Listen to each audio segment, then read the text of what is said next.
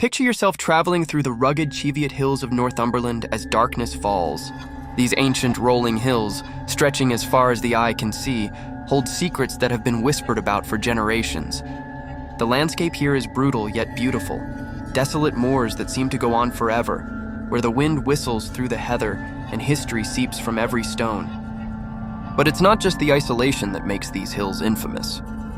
If you listen to the locals, they'll tell you about something far more intriguing: the mysterious creatures known as the Red Caps.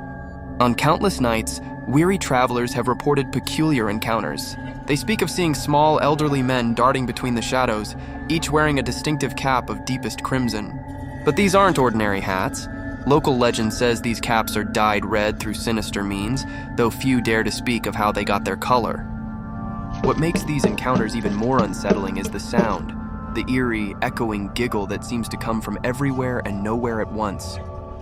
Travelers have described hearing this mysterious laughter carrying across the moors, but when they turn to find its source, there's nothing there. Just empty moorland and dancing shadows. These enigmatic beings seem to have a particular fondness for certain locations. They're most often spotted gathering in the crumbling remains of abandoned buildings, but perhaps most intriguingly, they appear to be drawn to the ancient Roman forts that dot this landscape. These stone remnants of empire, standing silent sentinel for nearly 2,000 years, become their playground as darkness falls. Some say they're guardians of these historic hills, while others warn there's something more mischievous. But one thing's for certain: if you find yourself traveling through the Cheviot Hills after sunset and hear an unexplained giggle carried on the wind, you might want to quicken your pace. For you never know when you might catch a glimpse of a red cap in the corner of your eye, only to turn and find nothing but the lonely moor staring back at you.